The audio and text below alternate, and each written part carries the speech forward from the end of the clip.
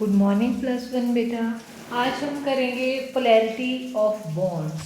Polarity of bonds बेटा मेरे को इतने साल हो गए पढ़ाते हुए, बच्चे पता नहीं क्यों इसमें कन्फ्यूज़न करते हैं। तो पोलैरिटी ऑफ बॉन्ड जो है वो आपने जो है ढंग से समझना है, ठीक है। तो क्या है, एक मिनट यहाँ पे, पोलैरिटी ऑफ बॉन्ड। इसके बाद में थोड़ा सा हमने बात करी हुई थी, फिर इससे ज़्यादा बात करेंगे आज हम, ठीक है। जैसे बेटा हमने इलेक्ट्रोनेगेटिविटी पढ़ी, तो जैसे हमारे पास इलेक्ट्रोनेगेटिविटी में क्या था कि tendency of elements to attract the share pair of, मतलब जो उन्होंने शेयर किया है इलेक्ट्रॉन, तो उसका उस पूरे पेयर को अपनी तरफ अट्रैक्ट करने की जो टेंडेंसी है उसको बोलते हैं इलेक्ट्रोनेगेटिविटी, उसको इलेक्ट्रोनेगेटिविटी बोलते हैं, ठीक है। तो अब जैसे यहाँ पे इसकी इलेक्ट्रोनेगेटिविटी और इसकी इलेक्ट्रोनेगेटिविटी, मतलब tendency to attract the electron कैसी है, दोनों की सेम है। तो इसलिए जो है वो इसमें कोई पोलैरिटी नहीं है। सिमिलरली आगे पास Cl में भी जो इलेक्ट्रॉन, ये बीच में इनके पास शेयर पेयर इलेक्ट्रॉन है, दोनों ही सेम एलिमेंट है, तो इसमें भी क्या होगा, ये इलेक्ट्रॉन जो है बिल्कुल सेंटर में लाई करेगा, कोई पोलैरिटी इन बॉन्ड नहीं है। सिमिलरली मतलब सिमिलर एलिमेंट के बीच में कोई पोलैरिटी नहीं होगी, क्योंकि उन दोनों में जो है वो देखो, अब फ्लोरीन आपका मोस्ट इलेक्ट्रोनेगेटिव एलिमेंट है, बट इधर भी तो फ्लोरीन ही है ना, तो जितनी टेंडेंसी इसकी अट्रैक्ट करने की है उतनी ही टेंडेंसी इसकी है। तो ये क्या होगा, जो इलेक्ट्रॉन पेयर है ये बिल्कुल सेंटर में रहेगा, तो दोनों के ऊपर कोई चार्ज नहीं होगा, बराबर बिल्कुल आपके पास इलेक्ट्रॉन पेयर सेंटर में होगा। बट अगर हम इलेक्ट्रॉन जो है एलिमेंट जो है वो इस तरह के एलिमेंट देखते हैं, जैसे HCl है। अब HCl में क्या है आपके पास कि इसमें जो इलेक्ट्रोनेगेटिविटी है Cl की वो है 3, कितनी है 3, और H की कितनी है 2.1 क्या इलेक्ट्रोनेगेटिविटी। तो इसकी टेंडेंसी जो है इस इलेक्ट्रॉन पेयर को अपनी तरफ अट्रैक्ट करने की ज़्यादा है। लिखते वक्त तो हम सीधा लिख देते हैं ना, पर ऐसे एक्चुअली ये इलेक्ट्रॉन पेयर जो है वो क्लोरीन की तरफ ज़्यादा है और हाइड्रोजन की तरफ कम है। कंप्लीट ट्रांसफर नहीं है, बट वो जो है वो ज़्यादा उसकी तरफ उसका अट्रैक्शन है, उधर को है इलेक्ट्रॉन। तो इस तरह से जो है वो क्या आ गई, पोलैरिटी आ गई इस बॉन्ड में, मतलब जो आपका बॉन्ड है इसमें अ बिट पॉजिटिव और नेगेटिव चार्ज आ गया, ठीक है। तो जिधर को इलेक्ट्रॉन अट्रैक्टेड है उधर उसके ऊपर आ जाएगा पार्शियली नेगेटिव, और जिधर से वो गया है उसके ऊपर आ जाएगा पार्शियली पॉजिटिव। मतलब इसके सराउंडिंग जो इलेक्ट्रॉन था वो इधर किसकी तरफ हो गया, क्लोरीन की तरफ अट्रैक्टेड है, तो इसके ऊपर जो है वो पार्शियल मतलब बहुत कम नेगेटिव पॉजिटिव चार्ज आ जाएगा, और उसके ऊपर क्या आ जाएगा, बहुत कम नेगेटिव चार्ज। तो ये मतलब क्या कि जो आपकी इलेक्ट्रॉन क्लाउड है वो Cl की तरफ जो है वो ज़्यादा है। ये इस तरह से हम बना सकते हैं इसको, ठीक है। तो इसको बोलते हैं पोलैरिटी इन, और ऐसे इसको बोलते हैं पोलर कोवेलेंट बॉन्ड। जो बॉन्ड आयन के बीच में क्या है, पोलर कोवेलेंट बॉन्ड, और कंपाउंड अगर होंगे तो उनको बोलेंगे पोलर कोवेलेंट कंपाउंड, या सिंपली पोलर कंपाउंड बोलेंगे। तो अगर जैसे आता है ना polar water is a polar covalent compound, या पोलर सॉल्वेंट, तो इसका मतलब है कि वाटर में भी क्या है, पोलैरिटी है। कैसे है पोलैरिटी, ऑक्सीजन है ना। वाटर का स्ट्रक्चर जो है वो लीनियर शेप नहीं होती है। अभी शेप हम we are going to study about the shape, तो आप जो है आपको पता लग जाएगा कि क्या क्या क्या होती है शेप। तो इसकी शेप जो है वो इस तरह से होती है। तो अब आपको पता है कि इसके ऊपर जो है वो जो हाइड्रोजन की जो इलेक्ट्रोनेगेटिविटी वो कम है, और ऑक्सीजन की इलेक्ट्रोनेगेटिविटी जो है वो ज़्यादा है, और 3.5 है ऑक्सीजन की इलेक्ट्रोनेगेटिविटी, ठीक है। तो ये जो है इस बॉन्ड पेयर को अपनी तरफ, मतलब ये जो पेयर है ये अपनी तरफ अट्रैक्ट करेगा, ये वाला पेयर भी अपनी तरफ अट्रैक्ट करेगा, और इट्स अ वेक्टर क्वांटिटी, और इसको हमेशा ऐसे लिखा जाता है, एरो लगाया जाता है, और इसकी पूंछ में इधर जो है प्लस क्रॉस किया जाता है, ऐसे प्लस। तो ये इसकी तरफ, तो मतलब क्या कि अब देखो, अब यहाँ पे देखो आप कि जो नेगेटिव चार्ज है वो एक साइड है, मतलब ऑक्सीजन के ऊपर पार्शियली नेगेटिव चार्ज है, इस एरिया में मतलब इस हाइड्रोजन के ऊपर पार्शियल पॉजिटिव चार्ज, इस हाइड्रोजन के पास भी पार्शियल पॉजिटिव चार्ज। तो अब देखा जाए तो देखो आप देखो मैं ऐसे दिखाती हूँ ताकि आपको जब देखा जाए, अब ये एरिया जो है देखो, ये एरिया जो है ये वाला नहीं बनेगी ऐसी बात, रुको,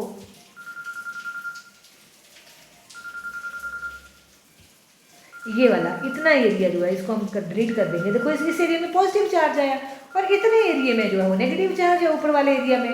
तो इसका मतलब क्या हुआ कि इस एरिया में पॉजिटिव चार्ज, दो पोल बन गए। कैसे, अपर साइड जो है नेगेटिव चार्ज और लोअर साइड जो है पॉजिटिव चार्ज। तो ये दो पोल बन गए हमारे, इनको हम बोलते हैं, जिन कंपाउंड में ऐसा हो उनको हम बोलते हैं पोलर कंपाउंड, है ना।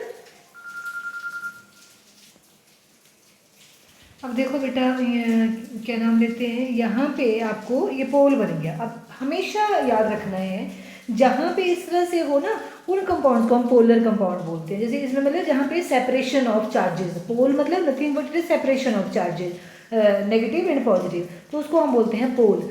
और इस सेपरेशन ऑफ चार्जेस को हम पोल बोलते हैं। और ऐसे कंपाउंड जिनमें सेपरेशन ऑफ चार्जेस होती है उनको हम पोलर कंपाउंड बोलते हैं। तो जैसे वाटर है पोलर कंपाउंड है, पोलर कंपाउंड है, और इसको एज ए सॉल्वेंट होता है तो इसको हम पोलर सॉल्वेंट भी बोलते हैं। और वाटर का जो इसको क्या नाम लेते हैं, इसमें जो पोलैरिटी है बहुत ज़्यादा होती है। क्या होता है, वाटर में जो वाटर का जो पोलैरिटी है बहुत ज़्यादा होती है, और जिसकी वजह से जो है ये यूनिवर्सल सॉल्वेंट है। अभी हम करेंगे डायपोल मोमेंट की बात, तो वो तब मैं समझाऊंगी आपको।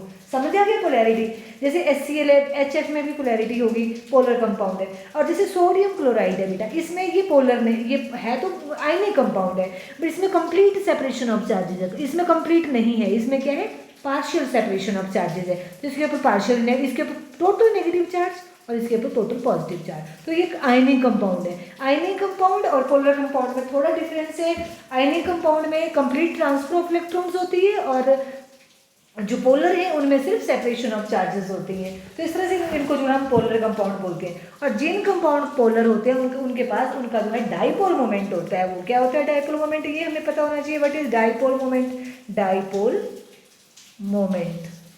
डाइपोल मोमेंट तो और इसमें जो डाइपोल मोमेंट जो है, it measure the degree of polarity. कितनी डिग्री ऑफ पोलैरिटी, कितनी ज़्यादा है। अगर किसी एलिमेंट का डाइपोल मोमेंट ज़्यादा है तो उसमें मतलब डिग्री ऑफ पोलैरिटी उसमें ज़्यादा है, और किसी में कम है तो उसका मतलब उसमें डिग्री ऑफ पोलैरिटी उसमें कैसी है, कम है। तो डाइपोल मोमेंट को हम कैसे डिटरमिन करते हैं? It is a product of magnitude of charge. Dipole moment को हम रिप्रेजेंट करते हैं म्यू से, और it is equal to the product of magnitude of charge multiply by distance of separation between charges. जो इन चार्जेस के बीच में जो डिस्टेंस है वो कितना है, ठीक है। तो उसको हम लिख देंगे डी। तो वेयर क्यू इज चार्ज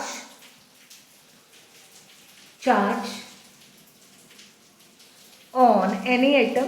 अगर पॉजिटिव किसी पे ज़्यादा होगा तो उतना ही नेगेटिव उसके ऊपर होगा, है ना। तो चार्ज ऑन एनी एटम, और डी जो है वो it is a distance between atom, between the atom, ठीक है। तो ये आपके पास जो इसको डाइपोल मोमेंट हम इसको बोलते हैं। अब जो हमारे पास जो चार्ज है वो जो क्या वो है, it is equal to 10⁻⁻10 ESU, ठीक है। और इसमें जो इंटरन्यूक्लियर डिस्टेंस है वो हमारे पास जो है वो है ऑलमोस्ट, मतलब इट इज़ अप्रॉक्सीमेटली 10⁻⁸, ठीक है। और देयरफॉर डाइपोल मोमेंट कितना हो जाएगा, और वन एंगस्ट्रॉम भी बोलते हैं उसको, है ना। तो 1 डिवाइड इज इक्वल टू जो है वो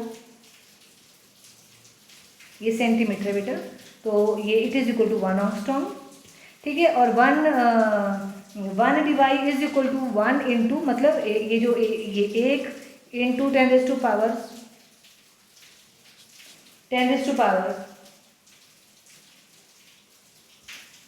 ये आगे 10⁻⁻8 है ना, और इंटू 10⁻⁻18 तो ये आ गया 1 इंटू 10⁻⁻18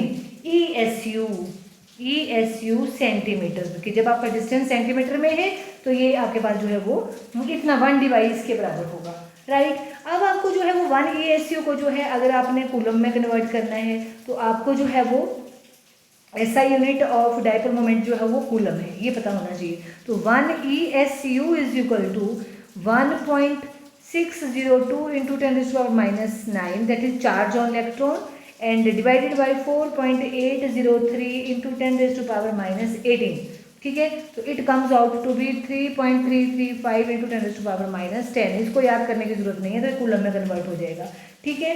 तो अगर आपके पास 1 divide is equal to 3.335 into 10⁻⁻30 coulomb metre में कन्वर्ट कर दे, तो ये याद करना है आपने, पर जनरली आपको ये याद करना है, ठीक है। तो ये आ गया आपके पास बेटा।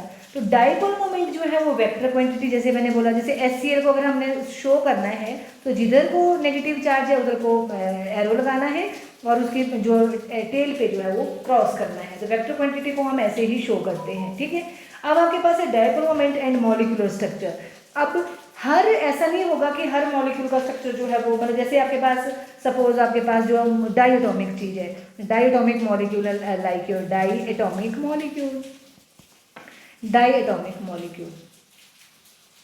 मॉलिक्यूल्स, ठीक है। तो ये हो जाएगा, ये आपके पास डाइएटॉमिक मॉलिक्यूल है। अब इसमें जो है डाइपोल मोमेंट जो है it is equal to 1.07 Debye बोलेंगे हम। और डी वाई को अगर हमने ESU में कन्वर्ट करना है 1 Debye is equal to 10⁻18 ESU centimetre, ऐसे हम कर लेंगे, ठीक है। और तो इसका मतलब हम डिवाई में जनरली लेते हैं इसको, तो इसका मतलब है ये डाइएटॉमिक में तो सिंपली हो जाएगा कि ये डाइपोल मोमेंट है तो इसमें जो है, बट जो आपके पास पॉलीएटॉमिक स्पीसीज हैं उनमें डिपेंड करता है कि वो स्पीसीज का स्ट्रक्चर्स क्या है, स्ट्रक्चर्स के ऊपर भी डिपेंड करते हैं। जैसे फॉर एग्जाम्पल कार्बन डाइऑक्साइड है तो कार्बन डाइऑक्साइड इधर को और कार्बन डाइऑक्साइड इधर को। अब इसमें जो है वो डाइपोल मोमेंट जो है वो carbon C double bond O का जो है वो 2.3 डिवाई है। अगर हम सिर्फ आपके पास आधे उसको देखें तो यहाँ पे 2.3 डी वाई है। बट सेम इधर को डाइपोल मोमेंट ये यहाँ से हुआ, इधर ऑक्सीजन की तरफ हुआ ना, ऑक्सीजन की मोर इलेक्ट्रोनेगेटिव है तो यहाँ से ऑक्सीजन की तरफ हुआ, इधर भी ऑक्सीजन, तो ये क्या हुआ कि म्यूचुअल कैंसिलेशन ऑफ, क्योंकि कार्बन डाइऑक्साइड का जो शेप है वो है लीनियर शेप। तो लीनियर शेप का मतलब है कि जितना डिवाइड, जितनी फोर्स ऑफ जो सेपरेशन ऑफ चार्ज इधर को था उतना ही इधर को हुआ, तो टोटल डाइपोल मोमेंट कितना आ गया 0।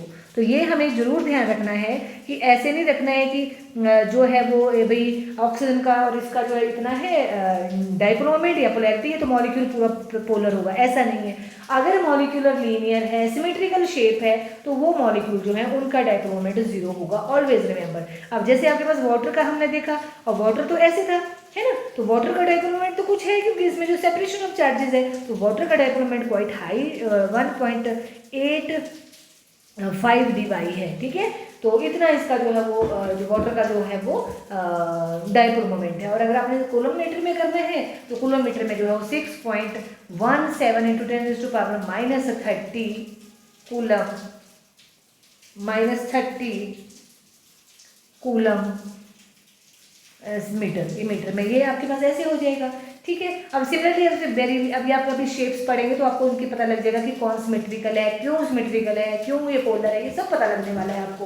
पर अभी आपने इस चीज़ को फिर तब अप्लाई करना है। अब यहाँ पे देखो fluorine is most electronegative element in periodic table, है ना, आपका जो है वो इधर को भी, बट क्योंकि लीनियर शेप है तो ओवरऑल इसका जो डाइपोल मोमेंट हो जाएगा वो क्या हो जाएगा, mu is equal to 0। Similarly आपके पास जो मीथेन है, मीथेन भी एक सिमेट्रिकल स्ट्रक्चर्स है जिसमें डाइपोल मोमेंट, अब यहाँ पे जो है वो H ले लिया, इधर जो है वो H ले लिया, इधर H ले लिया, इधर H ले लिया, तो यहाँ पे जो है सिमेट्रिकल है, तो यहाँ पे कार्बन का जो इलेक्ट्रोनेगेटिविटी है वो ज़्यादा है एज कम्पेयर टू हाइड्रोजन, है ना। तो बट क्योंकि इसमें क्या है कि ये सिमेट्रिकल है कि जो इनके बीच में पोलैरिटी है वो सामने वाले ने कैंसिल कर दी, जो इसके बीच में पोलैरिटी है जो इसकी है वो इसने कैंसिल कर दी, जो इसकी है वो इसने कैंसिल कर दी।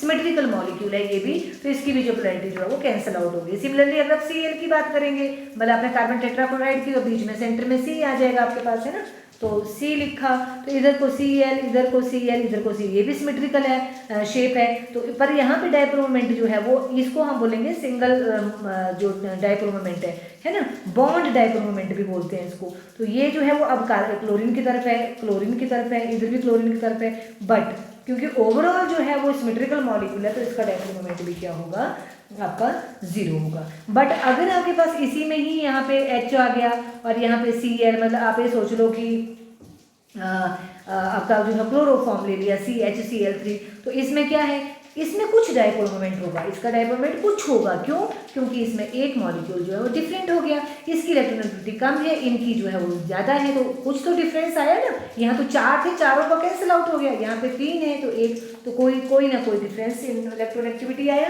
तो ये डाइपोल मोमेंट इसमें होगा, ठीक है। जैसे अमोनिया है, अमोनिया का भी डाइपोल मोमेंट है, वाटर का भी डाइपोल मोमेंट है, क्योंकि उनके स्ट्रक्चर्स हम पर, तो जितने भी सिमेट्रिकल मॉलिक्यूल्स होंगे उनका डाइपोल मोमेंट 0 होगा, और जो नॉन सिमेट्रिकल मॉलिक्यूल होंगे उनका डाइपोल मोमेंट जो है वो कुछ ना कुछ होगा। आपको याद करने की जरूरत नहीं है कितना होगा, बट सम होगा, ठीक है। अब importance of dipole moment, dipole moment से हमें क्या क्या पता लगता है, उसकी इंपॉर्टेंस फाइंड आउट करनी है। Importance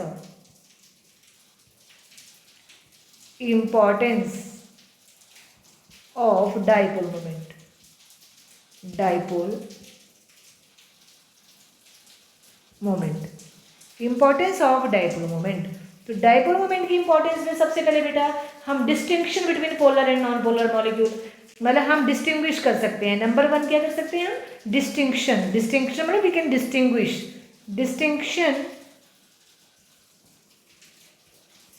between polar and non polar, polar and non polar molecule,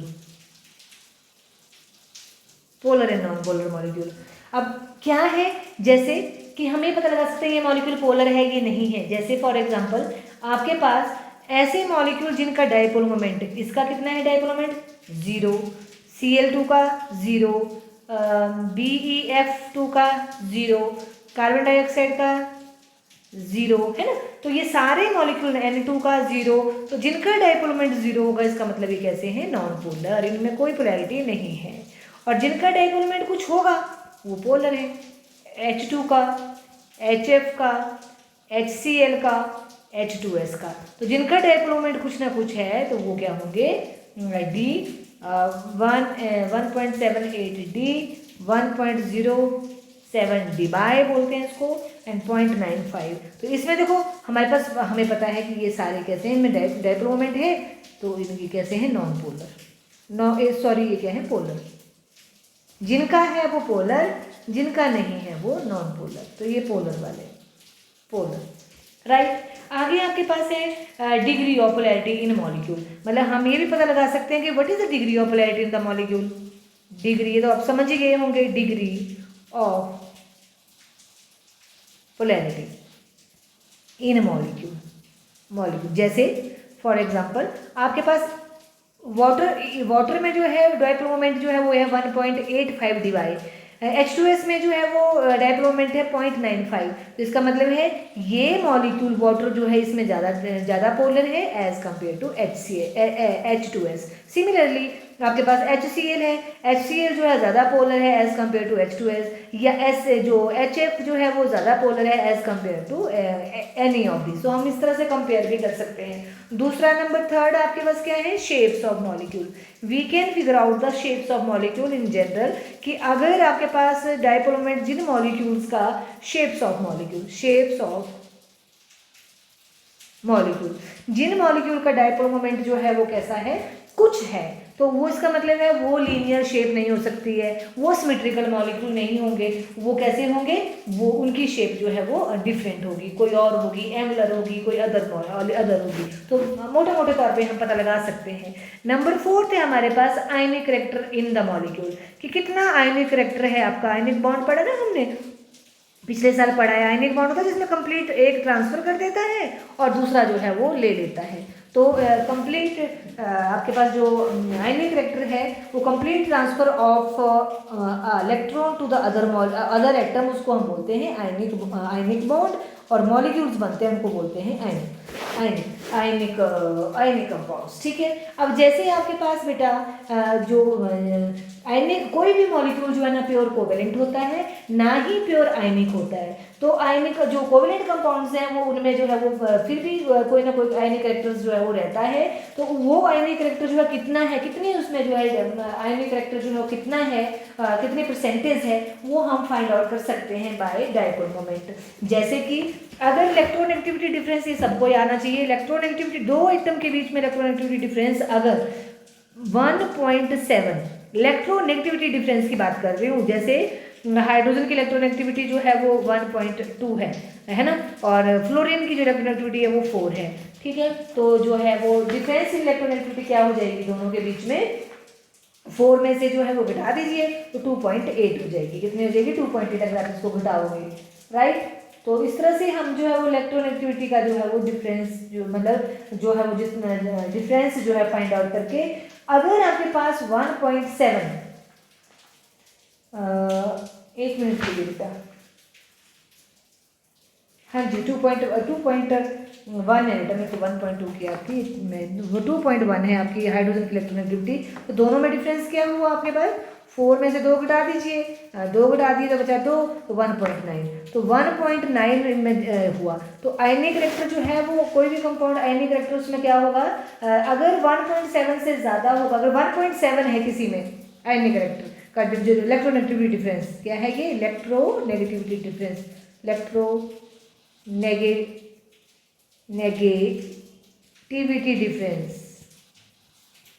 difference है ये वाला, है ना। तो अगर ये 1.7 है दैट मीन्स कि उसमें जो आयनिक रिएक्टर जो है वो कितना है, उसमें आयनिक रिएक्टर जो है वो 50% है।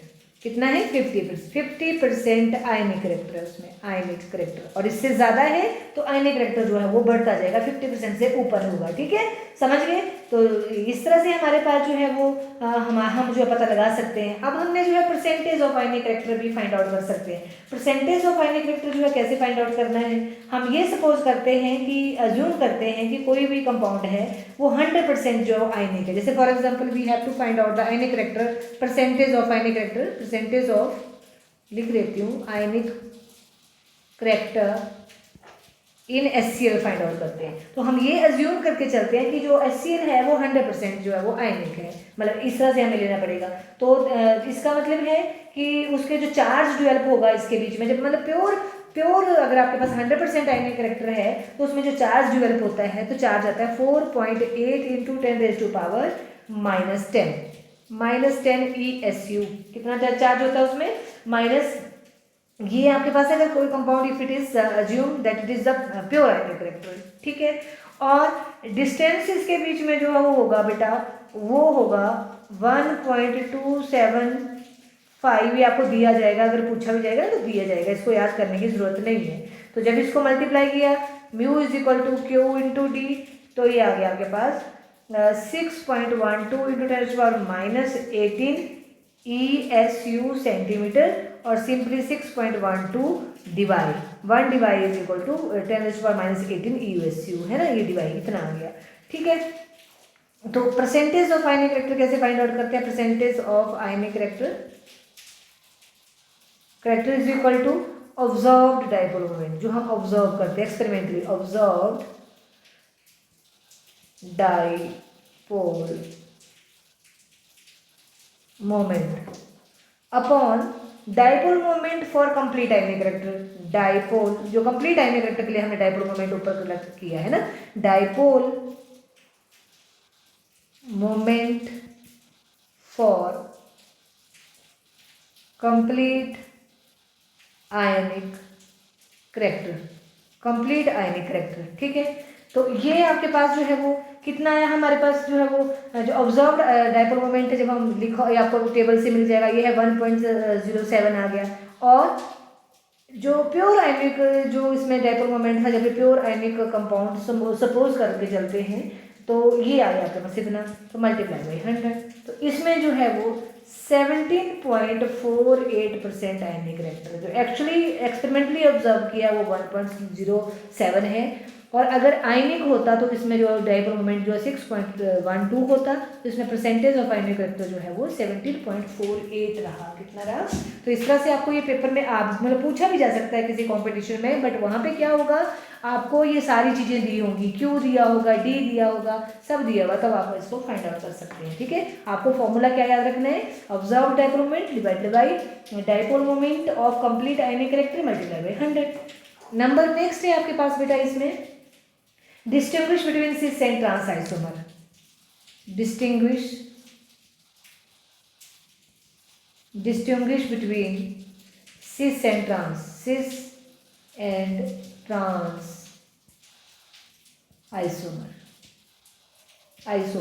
ठीक है, तो सिस एंड ट्रांस आइसोमर्स में डिस्टिंग्विश करना।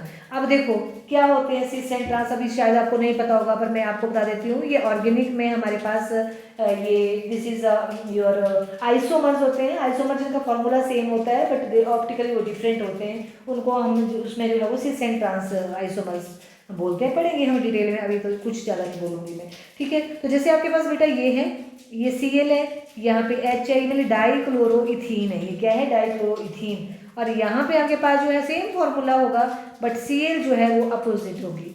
ठीक है, तो जब आपके पास सेम मॉलिक्यूल जो है सिमिलर एक ही डायरेक्शन एक ही साइड हो तो उसको बोलते हैं सिस।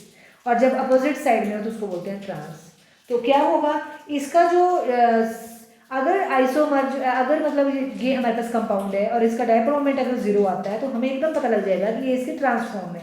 और अगर उसका डायपोल मोमेंट जो कुछ है जीरो से कुछ ज़्यादा है तो इसका मतलब है नॉन जीरो है, तो इसका मतलब है वो कैसा होगा, उसका सिस आइसोमर होगा।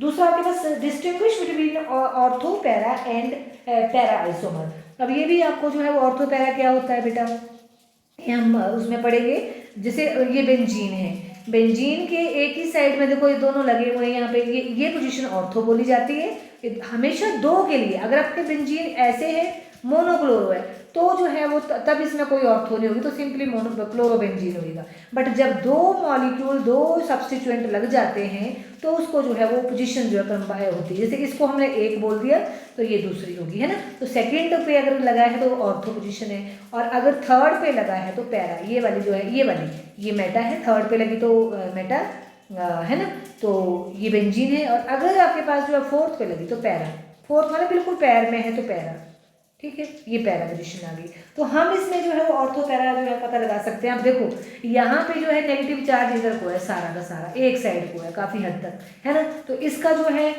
जो डायपोल मोमेंट है वो सबसे ज़्यादा होगा। हम मोटे तौर पे भी पता लगा सकते हैं, हमें वैल्यू याद करनी नहीं है, ठीक है। अब इसमें थोड़ा सा स्कैटर्ड कर गया है तो इसका डायपोल मोमेंट होगा तो होगा, क्योंकि इतना पॉजिटिव है इतना नेगेटिव है ना। तो ये क्या हो जाएगा, इसमें क्या होगा, होगा तो होगा but not like that the first ortho isomer की तरह। तो 1.48 आ गया इसका। और इसमें देखो बिल्कुल सामने अपोजिट है एक दूसरे के, तो ये क्या हो जाएगा, mutual cancellation of your dipole moment. तो पैरा जो है आपके पास क्या होगी, ये पैरा है, ऐसे लिखा जाता है इसको पीवी।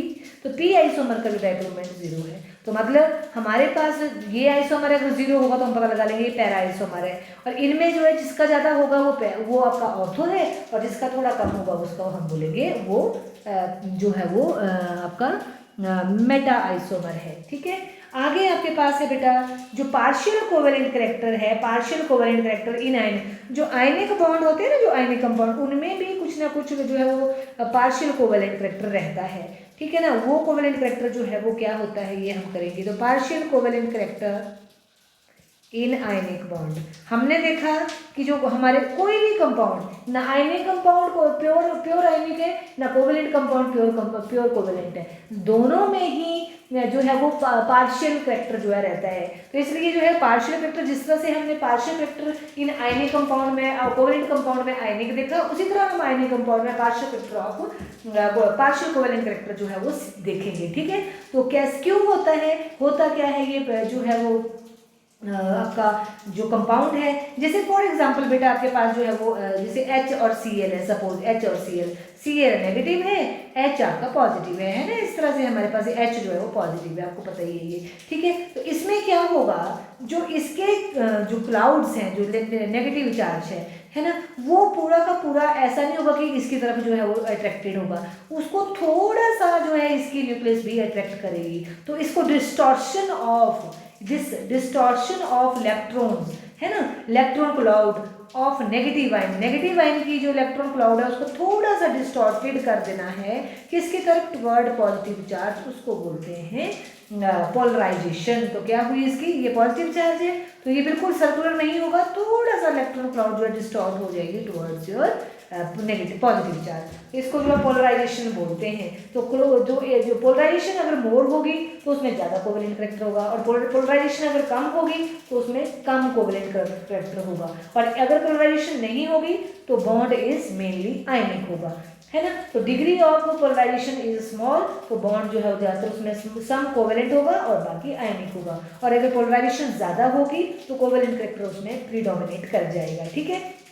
तो एक्सटेंट ऑफ पोलराइजेशन जो है डिपेंड करती है कितनी ज़्यादा पोलराइजेशन होगी किसी आयन की, नेगेटिव आयन की। एक्सटेंट ऑफ पोलराइजेशन किसकी हो रही है, पोलराइजेशन नेगेटिव आयन की। एक्सटेंट ऑफ पोलराइजेशन किसके ऊपर डिपेंड करती है, extent of polarisation depend upon the two factors. एक नंबर वन है power of cation to distort, मतलब पोलराइजिंग पावर कितनी है, polarise the anion, power of the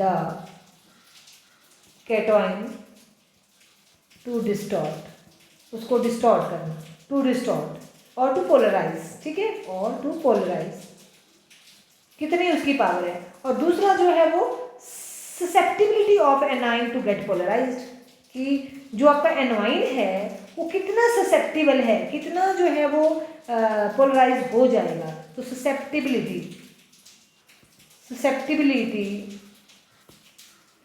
of anion to get polarised, ठीक है, पोलराइज्ड बाय केटोन। तो ये दो करैक्टर्स हैं जिनके ऊपर डिपेंड करता है। तो फजान ने जो है फजान रूल जो है वो उसने जो है वो दिया कि आपके पास फजान रूल्स क्या है। फजान रूल्स, एक तो जितना स्मॉल साइज होगा केटोइन का उतनी ही उसकी पोलराइजिंग पावर ज़्यादा होगी। ऐसे क्यों? Small size of the cation, small size of the cation, small size होता है smaller the size of cation, जितना स्मॉलर साइज होगा तो पॉजिटिव चार्ज उतना ही ज़्यादा होगा उसके ऊपर। तो मतलब वो उसके ऊपर पॉजिटिव चार्ज ज़्यादा होगा तो नेगेटिव को जो है ज़्यादा जो है डिस्टॉर्ट करेगा, अपनी तरफ खींचेगा।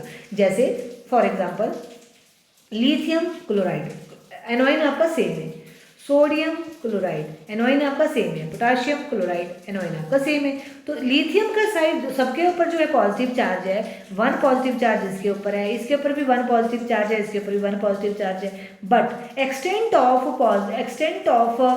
पॉजिटिव चार्ज जो है वो जो मैग्नीट्यूड ऑफ पॉजिटिव चार्ज जो है, क्योंकि being a small size of lithium as compare to sodium, इसमें पॉजिटिव चार्ज जो है वो कैसा है? ज़्यादा है, ज़्यादा मैग्नीट्यूड का है, तो ये ज़्यादा पोलराइज करेगा। तो इसका मतलब है लिथियम जो है वो Cl के क्लाउड्स को के इलेक्ट्रॉन्स को ज़्यादा अपनी तरफ अट्रैक्ट करेगा, ठीक है ना। तो इसमें जो है इसमें कोवेलेंट कैरेक्टर ज़्यादा होगा। तो lithium chloride is more covalent as compare to sodium chloride, और पोटाशियम क्लोराइड जो इन सब में ज़्यादा आयनिक होगा, ठीक है ना।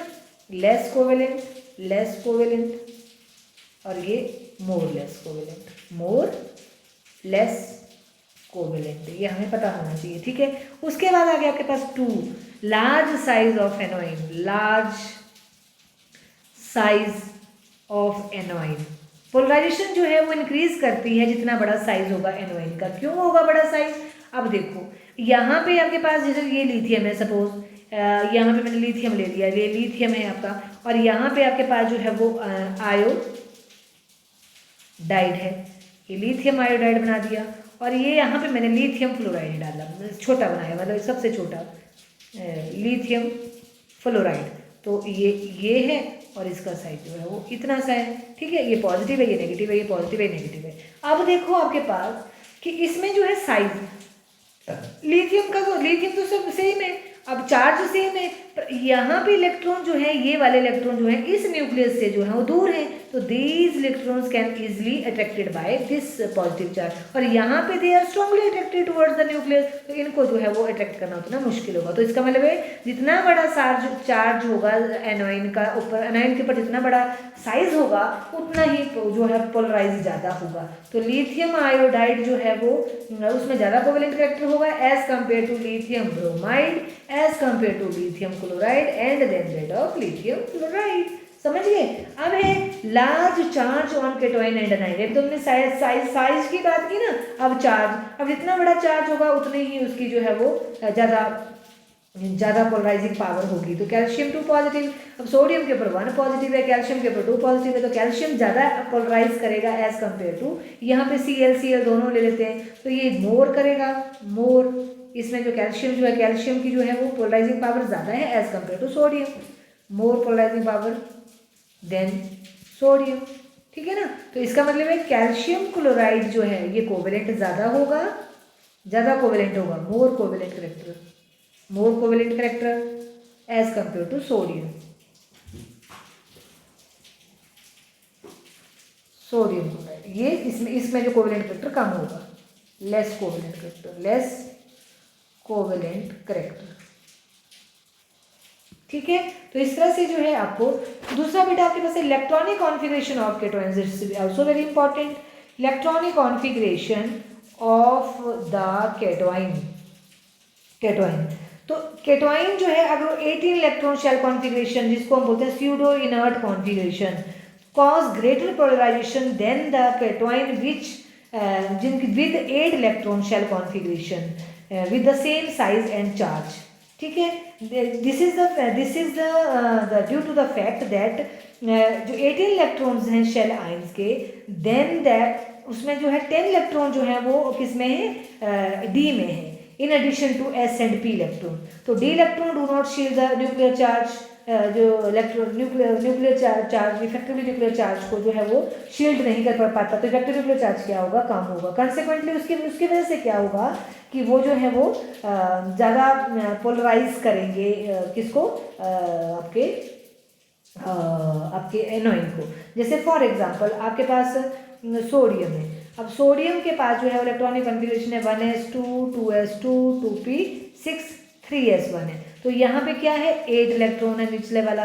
कॉपर के अगर देखिए कॉपर पॉजिटिव को दिया गया 1s2 2s2 2p6 है, फिर 3s2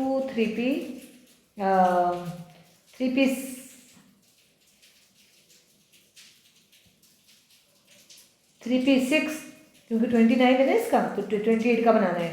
और 4s2 3d कितने हैं इसमें, कॉपर में जो है वो 4s में जो कम हो जाएंगे, कॉपर में 10 आ जाएंगे यहाँ पे, है ना. 29 है तो यहाँ पे आपके पास ये ऐसे आ जाएगा. तो इसमें देखो आपके पास, अब इसको मिटा देती हूँ.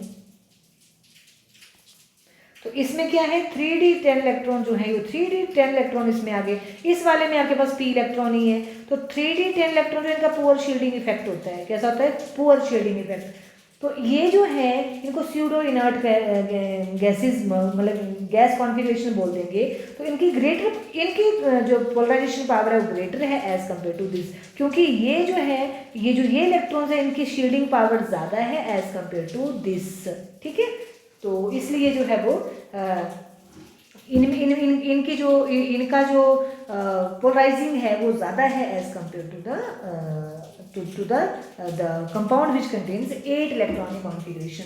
तो इसमें according to Fajans rule small size of cation होना चाहिए, लार्ज साइज ऑफ एनोइन होना चाहिए, high charge of cation and anion दोनों में होना चाहिए.